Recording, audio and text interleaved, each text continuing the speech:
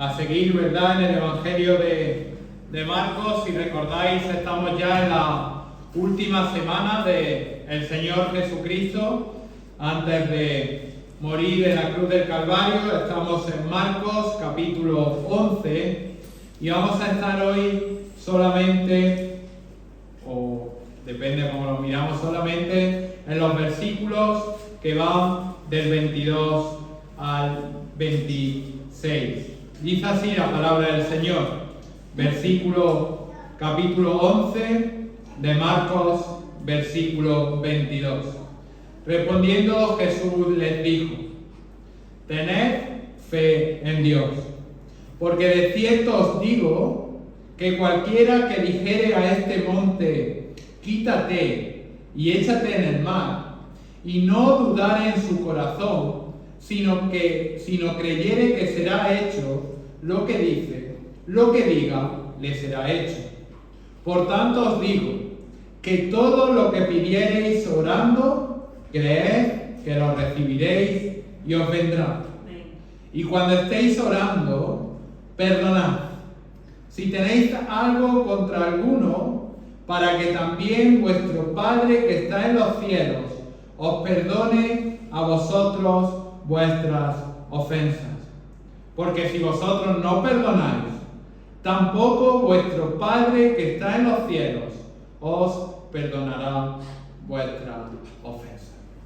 Un pasaje conocido por todos. Un pasaje que está ahí en medio, ¿verdad?, de la última semana del Señor Jesucristo. Si recordáis, el lunes el Señor entraba desde la aldea de Betania a Jerusalén, ¿verdad? Y fue aclamado, y vimos que era una falsa adoración por parte del pueblo de Israel, que lo aclamaba creyendo que iba a ser el libertador, que le iba a liberar de la opresión romana y que le iba a permitir, pues, que fuera una gran nación. Y vemos cómo todas sus expectativas quedaron anuladas al día siguiente, el martes, cuando el Señor Jesucristo entró en el templo, ¿verdad?, que se había convertido en un lugar de comercio, en un lugar donde la gente no iba a adorar, sino que iba a comerciar, a comprar, a vender. Y el Señor, ¿verdad?, pues expulsó a todos los comerciantes y predijo, ¿verdad?, lo que luego sucedió unos años después, 40 años después, como vimos el domingo pasado, la destrucción del templo. Y encontramos aquí esta enseñanza, ¿verdad?, este pasaje. Fijaros justo antes, como vamos a ver ahora después, los apóstoles, versículo 21, le habían dicho que la higuera que maldijiste se ha secado, y ya inmediatamente comienza el Señor con esta respuesta. Y lo que vamos a estudiar, y esta es la idea principal de este pasaje, es que Dios concede acceso al poder celestial por medio de la oración. Dios concede acceso al poder celestial por medio de la oración. Si nos situamos un poco, ¿verdad?, vemos que esta lección, este suceso, esta enseñanza tuvo lugar la mañana del miércoles dentro de esa última semana del Señor Jesucristo.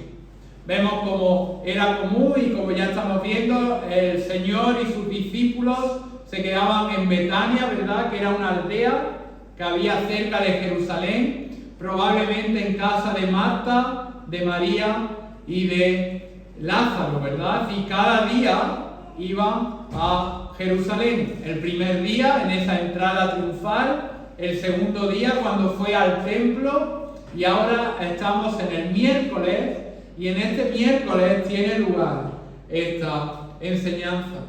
Como vimos el día anterior, el martes, el Señor Jesucristo había anticipado la destrucción futura del templo con la enseñanza, como vimos también, de la higuera estéril.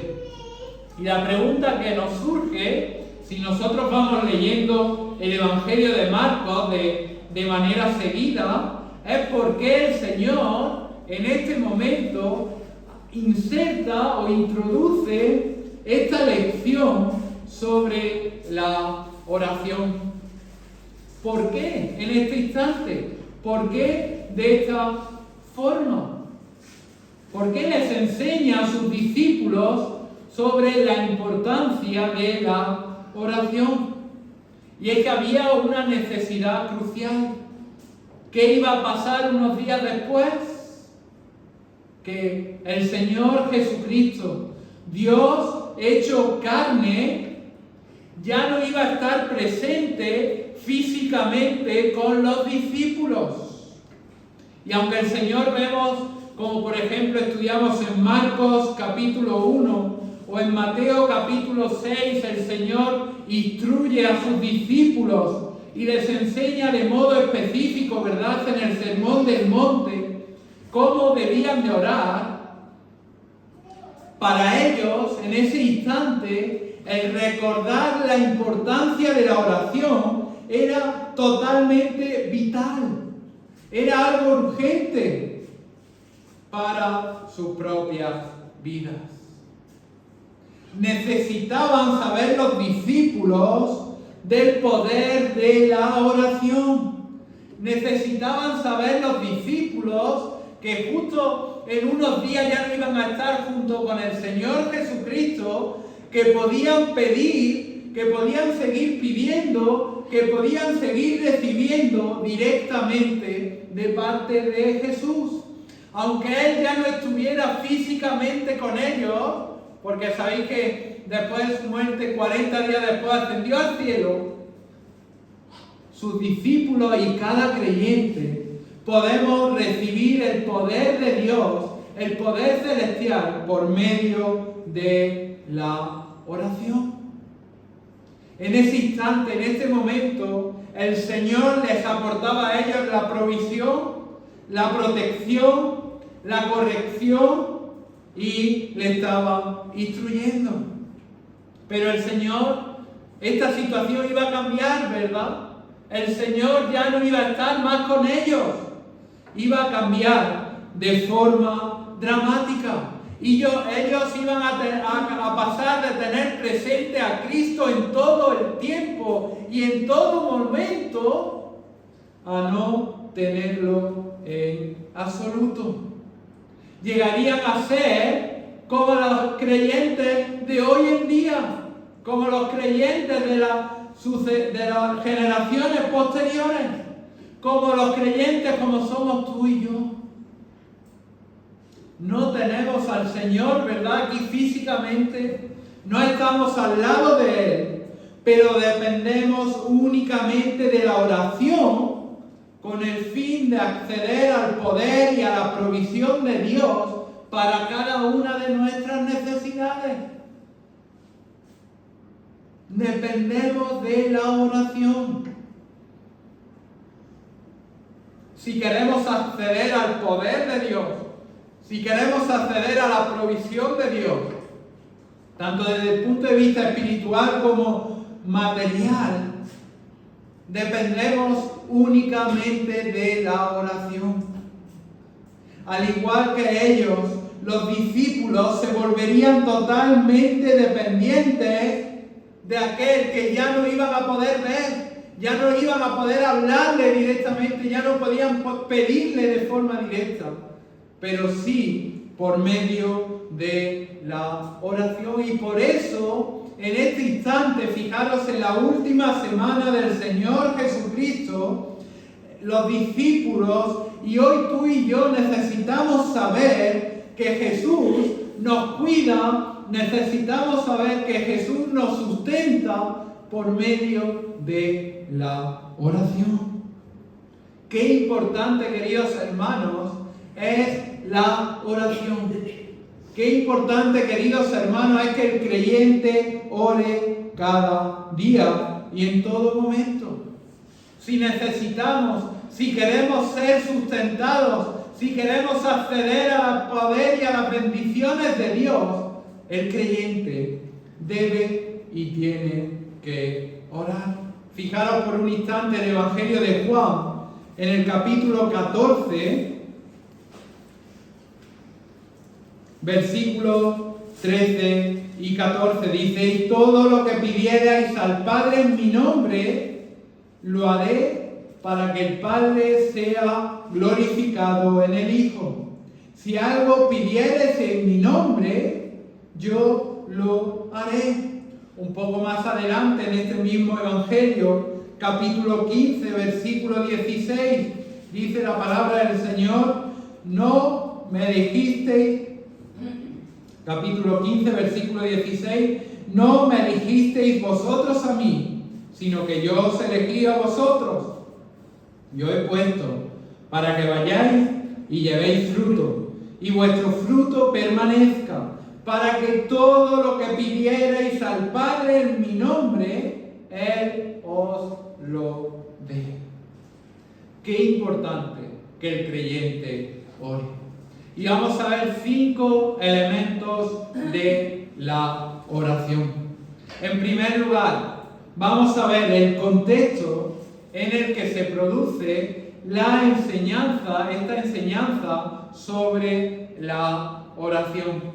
El contexto en el que se produce la enseñanza sobre la oración. Fijaros, queridos hermanos, versículo 21 dice: entonces Pedro, acordándose, le dijo: Maestro, mira, la higuera que maldijiste se ha secado. Es decir, si regresamos al día anterior, fijaros, versículo 20, dice: y pasando por la mañana. Es decir, el martes, para que nosotros nos situemos, ellos, después del Señor Jesucristo expulsar, ellos regresaron de nuevo a la aldea de Betania. Y allí ninguno de sus discípulos se dio cuenta de que la higuera que el Señor Jesucristo había maldecido había muerto. No dice nada, dice versículo 19: al llegar la noche, Jesús salió de la ciudad y nadie se dio cuenta de esa higuera. Y ya inmediatamente posteriormente, versículo 20, cuando pasaban, ¿verdad? Pasando por la mañana, es decir, estamos el miércoles por la mañana, sus discípulos vieron que la higuera, ¿verdad?, se había secado. Y se lo dicen al Señor Jesucristo, le dicen: Maestro, mira, la higuera que maldijiste se ha secado. Y como hemos visto en la introducción, el Señor, en lugar de decir: ay, mira, sí, mira, automáticamente le responde. Fijaros qué cambio más abrupto. Le responde no sobre la higuera, sino que le responde sobre la oración. No obstante, como he dicho, es fundamental el contexto. Porque ¿qué nos enseñaba? Pregunta de examen del domingo pasado. ¿Qué nos enseñaba la maldición de la higuera? Nos enseñaba el poder de Dios, ¿verdad? El poder de Jesús sobre el juicio divino. Nos enseñaba que ese templo no era lugar de adoración y por lo tanto iba a ser destruido, ¿verdad?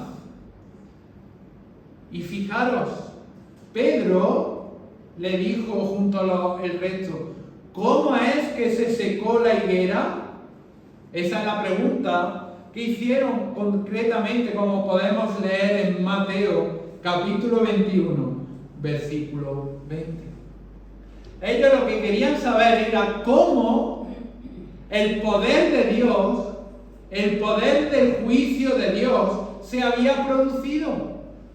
Ellos lo que realmente le estaban preguntando al día siguiente: Señor, estoy parafraseando la palabra, ¿cómo tú, con qué poder has hecho que esta higuera se quedase maldita? ¿Cómo tú has hecho que esta higuera no dé fruto? ¿Cuál es tu poder? Esa era la pregunta. Fijaros, Mateo capítulo 21, versículo 20, en el mismo contexto, el mismo pasaje, relatado por Mateo, dice: viendo esto los discípulos decían maravillados cómo es que se secó enseguida la higuera. Es decir, ¿con qué poder? ¿Con qué poder has hecho esto, Señor Jesucristo?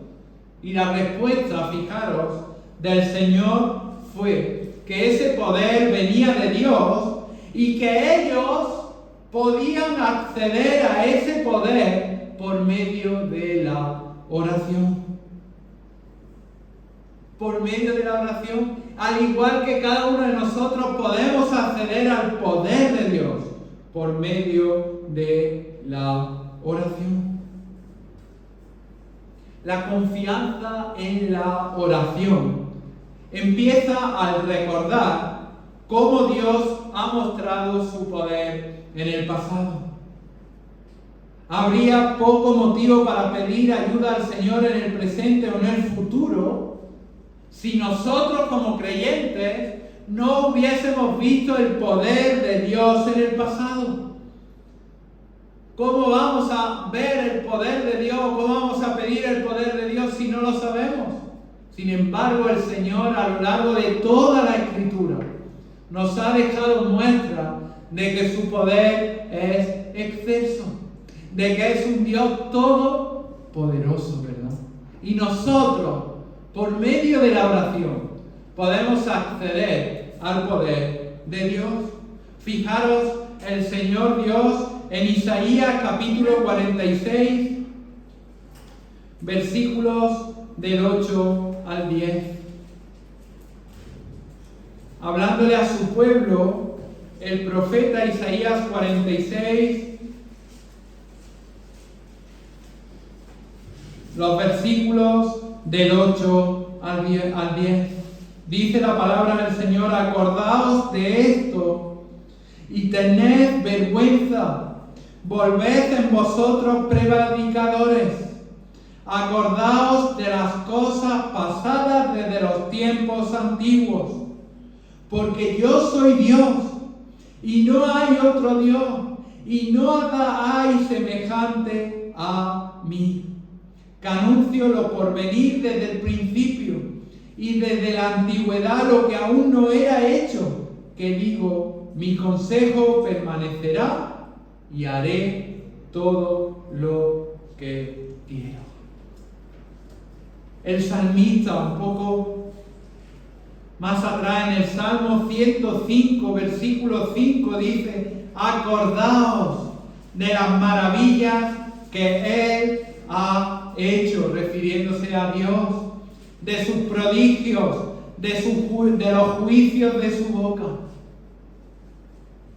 Es decir, hermanos, tanto el Antiguo Testamento como el Nuevo Testamento, tanto la narración de la historia del pueblo de Dios como de la iglesia redimida, nos dan una base sólida para que podamos confiar, para que podamos orar con certeza, para que sepamos que cuando oramos, Dios contesta nuestras oraciones.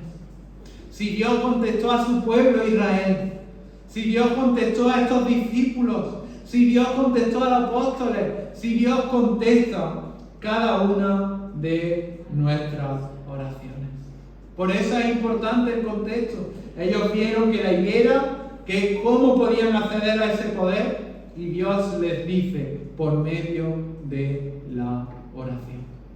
En segundo lugar, vamos a ver que como creyentes, tenemos que tener confianza en Dios a la hora de orar.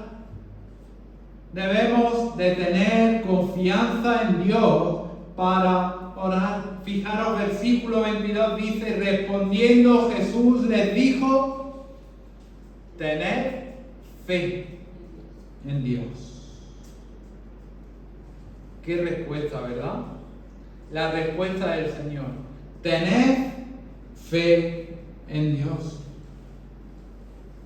Al comentario de Pedro que hemos leído en Mateo capítulo 21, ¿con qué poder hiciste esto? El Señor les llama a sus discípulos y a cada uno de nosotros a confiar en Dios. El Señor nos llama a no dudar de Él. Tener una vida eficaz de oración requiere confiar en el poder, en el propósito, en la promesa, en los planes y en la voluntad de Dios.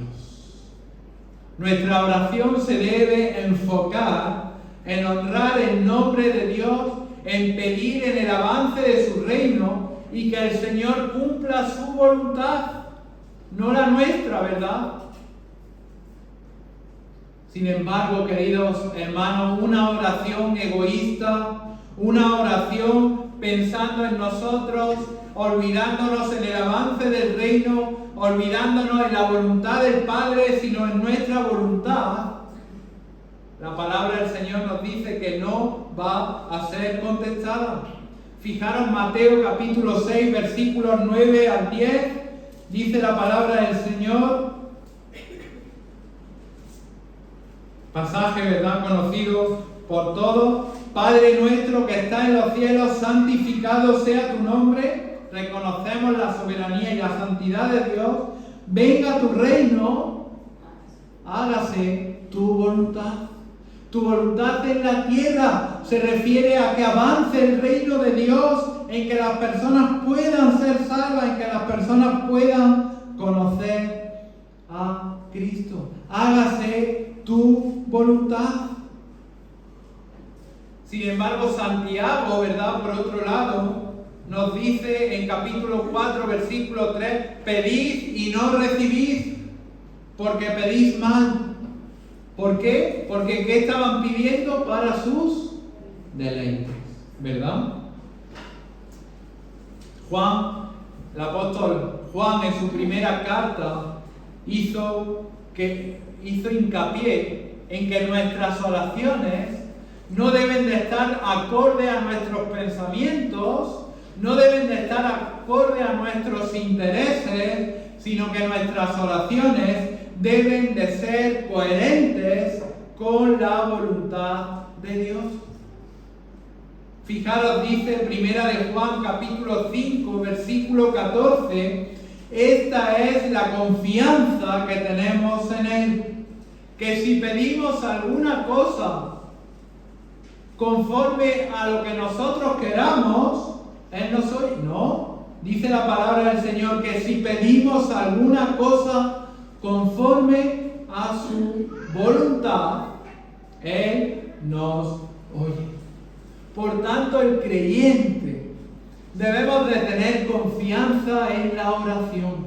Debemos de tener fe en la oración de que el Señor haga su voluntad en cada una de nuestras vidas, en la vida de nuestra familia, en la vida de nuestro esposo, en la vida de nuestros hijos, en la salvación, en su crecimiento, en su aprendizaje, en la vida de la iglesia. El Señor es el que hace su voluntad. Y nosotros oramos no sometiéndonos a nuestros intereses, sino oramos con fe en que el Señor va a hacer conforme a su voluntad. Y nos debemos alinear con la voluntad de Dios para con nosotros, que a lo mejor puede ser diferente a nuestros intereses y a nuestra voluntad. En cualquier ámbito, ¿verdad? En el ámbito empresarial, en el ámbito de la salvación, en el ámbito de cualquiera de la enfermedad, oramos para que el Señor haga su voluntad en cada una de nuestras vidas. En tercer lugar, es fundamental, y cogemos aún el versículo la fe en la oración.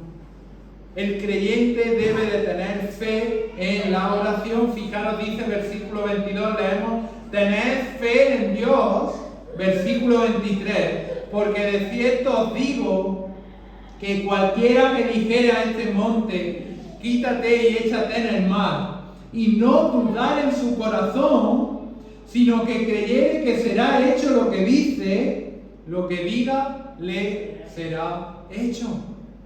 Es decir, tener fe, confiar en Dios, no es algo que en nuestra mente, algo abstracto.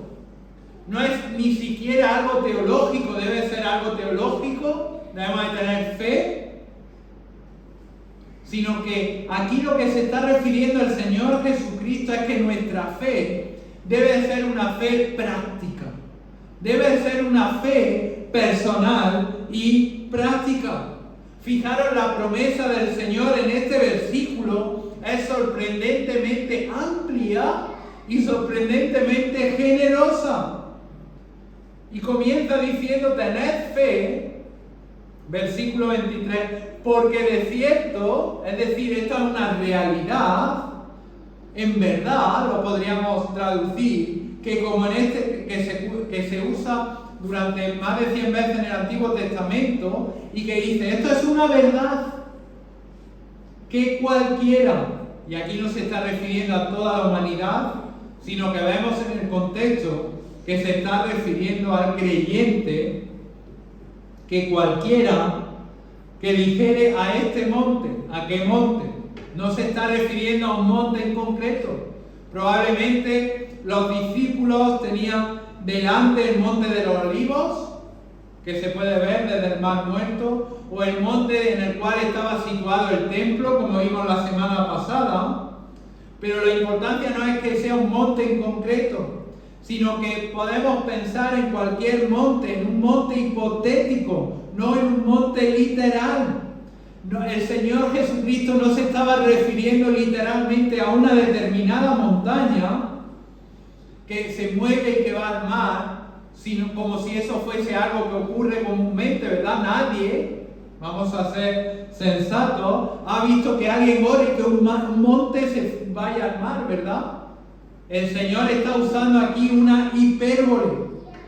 Está usando algo que podamos nosotros entender. Por eso dice, cualquiera que dijera a este monte, quítate y échate en el mar, y no dudar en su corazón, sino que creyere que será hecho lo que dice, lo que diga, le será hecho.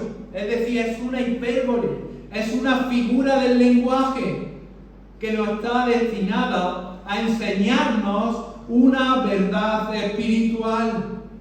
¿Y cuál es esa verdad espiritual que siempre permanece y que nada ni nadie puede hacer cambiar? Es que cuando el creyente enfrente un problema tan abrumador como un monte de grande, que él piensa que no tiene solución, nadie puede mover un monte y llevarlo al mar, que algo humanamente es imposible aparentemente, dice la palabra del Señor que si tiene fe, es decir, que si no duda, le será hecho lo que dice. Lo que pida por medio de la oración, le será hecho. Y esta duda no es como muchos falsos maestros dicen, dudas porque te falta fe, dudas de la fe. Y mucha gente dice, no recibes porque no tienes fe. No, eso es una falsa enseñanza. La fe no tiene poder, sino que la fe es el medio por el cual accedemos al poder de Dios. La advertencia aquí cuando dice si dudares no es que sea un hombre de poca fe. Los discípulos, ¿verdad?, eran hombres de poca fe y vieron grandes milagros del Señor Jesucristo. La advertencia que aquí, ese dudar, no es dudar de tu fe, sino es dudar del poder y de la naturaleza de Dios. Muchas veces en nuestra humanidad minimizamos el poder de Dios. Muchas veces limitamos el poder de Dios. Pensamos que ese Dios de la Biblia ya ha cambiado. Ese Dios que hacía milagros, que sanaba enfermos, ese Dios que multiplicaba los alimentos, ese Dios que resucitaba de los muertos, ha cambiado y ya no es ese Dios. Pero sin embargo, uno de los atributos de Dios, ¿cuál es? La inmutabilidad de Dios. Este Dios de la Biblia es el mismo Dios que hoy está a la diestra del Padre intercediendo por cada uno de nosotros. El creyente no puede dudar. A eso se está refiriendo el Señor Jesucristo. Fijaros, dice Santiago en el capítulo 1, versículo 6, en relación a quien ora, pero pida con fe, que dice además, no dudando nada. Porque el que duda es semejante a la onda del mar, que es arrastrada por el viento y echada de una parte a otra. No piense pues quien tal haga que recibirá cosa alguna del Señor. La fe que se requiere para activar el poder de Dios, fijaros, tampoco tiene que ser una gran fe.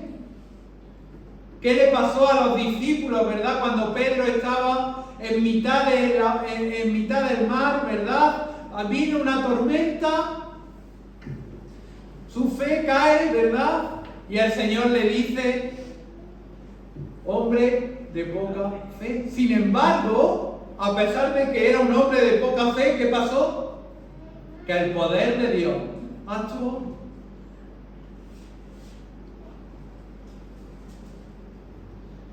Lo vimos hace unas semanas, ¿verdad? En Marcos capítulo 9, versículo 22. ¿Sabéis que había un padre de un muchacho que estaba endemoniado y tenía dudas de si realmente, es decir, tenía una fe que no era grande en que si Jesús podía liberar a su hijo? Y el Señor le dijo, si puedes creer, al que cree, todo le es posible. Y dice versículo 23, reprendiéndole por tanto su débil fe, inmediatamente el padre del muchacho clamó y dijo, creo, ayuda mi incredulidad. Es decir, esa fe débil e imperfecta de ese hombre, fijaros, fue suficiente para que el Señor Jesús actuase y echase fuera al demonio. Ninguno.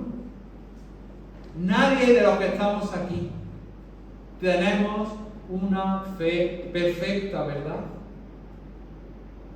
Pero incluso una fe débil, pero una fe reverente en el poder y en la persona de Dios es suficiente para descender y para acceder al poder del cielo. En cuarto lugar, vamos a estudiar la necesidad de orar. La necesidad de orar. Fijaros, versículo 24 dice, por tanto os digo, que todo lo que pidiereis orando, creed que lo recibiréis y os vendrá. Es decir, el creyente necesita orar. El componente práctico de la oración. Podemos pensar y podemos saber y teológicamente saber la importancia de la oración, pero el creyente, cada uno de nosotros, necesitamos orar. Dice, todo lo que pidiereis, ¿cómo? Orando. Dice versículo 24, ¿verdad? Todo lo que pidiereis orando, creed que lo recibiréis. Pero que es necesario orar, ¿verdad? Es necesario pedirlo. Dice Santiago capítulo 4, versículo 2, no tenéis lo que deseáis porque no pedís. Fijaros en el Sermón del Monte de nuevo en Mateo capítulo 7, versículos del 7 al 12, dice, pedid y se os dará, buscad y hallaréis, llamad y se os abrirá, porque todo aquel que pide recibe y el que busca halla y al que llama se le abrirá. ¿Qué hombre hay de vosotros que si su hijo le pide pan le dará una piedra? ¿O si le pide un pescado le dará una serpiente? Pues si vosotros siendo malos sabéis dar buenas dádivas a vuestros hijos, cuánto más vuestro Padre que está en los cielos os dará buenas cosas a los que le pidan. Así que todas las cosas que queráis que los hombres hagan con vosotros, así también haced vosotros con ellos. Porque esto es la ley y los profetas. Sin embargo, hay una promesa, ¿verdad? Todo lo que pidierais orando, creed que lo recibiréis y os vendrá. Y esto, al contrario de lo que se predica en muchos púlpitos de forma falsa, engañando a las personas y poniendo en duda su fe, esto no es un cheque en blanco. De que, bueno, si todo lo que pidiera me lo va a dar el Señor, vamos a pedir de forma codiciosa. Vamos a pedir de forma egoísta. Vamos a pedir para mis intereses personales y humanos en aquello que cada uno podamos pensar. Y si no me da, ya estará el pastor desde el púlpito para decirme, no tienes fe, tienes que aumentar tu fe. No, sino que todas las peticiones que hagamos deben de ser coherentes con la voluntad de Dios. Debemos de pedir coherentemente conforme a la voluntad de Dios. Fijaros qué ejemplo, qué ilustración encontramos en la palabra. Vamos a avanzar en nuestras Biblias a Marcos, capítulo 14, versículo 36. ¿Qué estaba el Señor Jesucristo haciendo? Todos conocemos este pasaje, estaba orando, ¿verdad? Y fijaros cuál fue la oración del Padre, versículo 36. Abba Padre, todas las cosas, confiaba, ¿verdad?, en el poder de Dios. Todas las cosas son posibles para ti. Y fijaros qué petición le hace. Aparta de mí esta copa, mas no lo que yo quiero, sino lo que tú. ¿Cuál era el deseo del Señor? Que no tuviera que pasar, ¿verdad?, por la muerte. Pero sin embargo, le dice, no haga lo que yo quiero, sino lo que tú. Estaba orando no conforme a sus intereses, sino conforme a la voluntad de Dios. Y en varias ocasiones Jesús resaltó esa verdad. Fijaros, en el aposento alto en Juan capítulo 14, dice, todo lo que pidierais al Padre en mi nombre. ¿Qué significa en mi nombre? No significa poner en el nombre de Jesús. No es esa coletilla, sino que significa todo lo que pidierais conforme al propósito y a la persona de Cristo. Lo haré para que el Padre sea glorificado. Es decir, los creyentes somos llamados a orar. Sí, somos llamados a abrir nuestros corazones en oración. Sí, somos llamados a orar de forma persistente. Sí, de forma apasionada. Sí, pero todas nuestras oraciones deben de estar limitadas por el deseo de que se haga la voluntad de Dios y no nuestra voluntad. Nuestra oración debe de ser una oración humilde que confía plenamente en el poder de Dios, que reconoce que la voluntad de Dios es mucho más grande, mucho más pura, mucho más sabia, mucho más generosa, mucho más compasiva y mucho más clemente que cualquier cosa que nosotros podamos imaginar. Finalmente, llegamos al último punto de la oración y es el componente moral. Dice versículo 25, cuando estéis orando, perdonad si tenéis algo contra alguno, para que también vuestro Padre que está en los cielos os perdone a vosotros vuestras ofensas. Esta es una enseñanza, ¿verdad?, que no es nueva. Una enseñanza que ya desde el Sermón del Monte Cristo estaba enseñando. Es decir, cuando oremos debemos de perdonar. Si tenemos algo contra alguien, se requiere que el creyente perdone a su hermano, al igual que el Padre. Fijaros como dice versículo 25 de este capítulo 11, dice: si tenéis algo contra alguno, para que también vuestro Padre que está en los cielos os perdone a vosotros vuestras ofensas.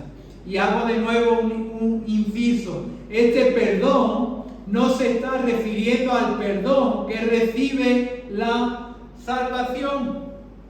Ese es un perdón que recibimos una vez y es para siempre. No debemos de estar continuamente pidiendo perdón por nuestros pecados para conseguir la salvación. La salvación no es algo que hoy tengo, mañana no, porque he pecado. Vuelvo a pedir perdón, la vuelvo a tener, no, ¿verdad? Sino que ese no se está refiriendo a eso, sino que cuando nos arrepentimos de nuestros pecados y creemos de corazón que el Señor murió por nosotros, somos salvos. Recibimos un perdón que es completo, somos apartados, somos santificados, es decir, somos apartados por Dios para salvación. Y desde ese momento disfrutamos de la vida eterna. Hay gente, ¿verdad?, que me podéis decir: bueno, ¿cuánta gente ha creído? Y luego dice la palabra del Señor que aquel que ha creído de verdad, el que persevera hasta el fin, será salvo. Sino que aquí se está refiriendo a otro caso del perdón. Es decir, la salvación no se pierde, sino que se está refiriendo a ese perdón que debemos de pedir en nuestra vida diaria, conforme a nuestros pecados, para que nuestra comunión y nuestro gozo entre los creyentes no se rompa. Se refiere a que nuestras ofensas, aquello que hayamos podido, nos pidamos perdón para que esa unidad eclesial, para que esa unidad familiar, para que nuestro proceso de santificación progresiva no nos impida poder alabar y adorar al Señor Jesucristo, porque tenemos ese pecado en nuestro corazón. Se refiere a que en esa vida diaria de los creyentes el gozo de la comunión no sea interrumpido. Y es que tú y yo, a pesar de que somos salvos, a pesar, de que un día estaremos con el Señor Jesucristo, somos contaminados en nuestro día a día por el pecado, de tal manera que necesitamos el perdón. Y si oramos, mientras mantenemos una actitud no perdonadora, estamos interrumpiendo el poder de la oración. Es algo que es contraproducente. El creyente, para poder orar, necesita tener el perdón diario de cada uno de sus pecados. Por eso dice la palabra del Señor en Efesios: sed benignos los unos con los otros. Efesios capítulo 4, versículo 32. Misericordioso, y dice: perdonándoos unos a otros, como Dios también os perdonó a vosotros en Cristo. Por tanto, el no perdonar al hermano, el no perdonar a nuestro esposo, a nuestra esposa, a nuestros hijos, es pecado. Debemos de tener una actitud perdonadora. El creyente, por tanto, tiene dos caminos. Por un lado, guardar rencor, que es pecado, y por tanto sus oraciones no van a ser contestadas. O orar con una actitud pidiéndole al Señor que nos perdone nuestros pecados, perdonando a nuestros hermanos, etcétera, etcétera. Qué enseñanza, ¿verdad? El Señor les iba a abandonar. El Señor debía de morir, y a los 40 días y a la presencia de Dios Padre. ¿Qué creéis que hicieron los discípulos? ¿Se olvidaron? No. Captaron el mensaje, cogieron el mensaje y lo hicieron suyo. Fijaros en Hechos, capítulo 1.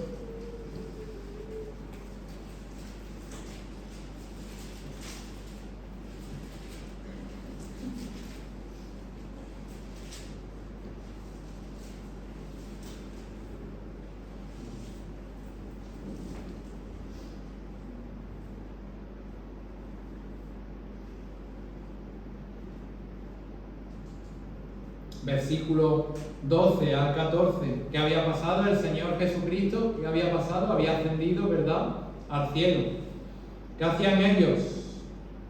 Dice, entonces volvieron a Jerusalén desde el monte que se llama del Olivar, el cual está cerca de Jerusalén, camino de un día de reposo. Y entrados subieron al aposento alto, donde moraban Pedro, Jacobo, Juan, Andrés, Felipe, Tomás, Bartolomé, Mateo, Jacobo, hijo de Alfeo, Simón el celote, y Judas, hermano de Jacobo. Es decir, estaban todos los que ya no estaba Judas, que estaban con el Señor Jesucristo en ese mismo instante. ¿Y qué dice versículo 14? Todos estos perseveraban unánimes en oración y ruego con las mujeres y con María, la madre de Jesús, y con sus hermanos. Fueron, ¿verdad? Oraron.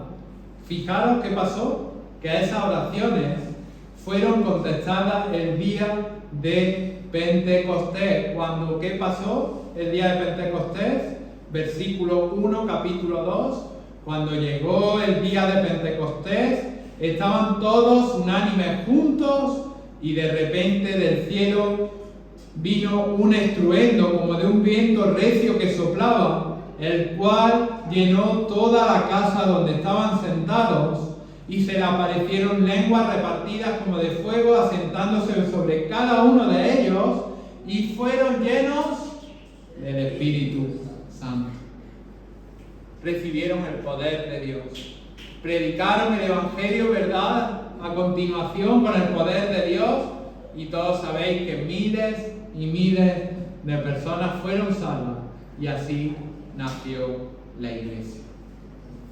Hoy en día, la Iglesia también puede ver el poder de Dios manifestado en cada una de nuestras vidas. Por eso la palabra del Señor nos insta de forma constante y perseverante a que el creyente, como dice el Tesalonicenses, ore sin cesar. Pues que esto, queridos hermanos, sea una realidad en cada una de nuestras vidas. Vimos al comienzo que el tema era cómo podemos acceder al poder de Dios hoy, pues por medio de la oración. Amén.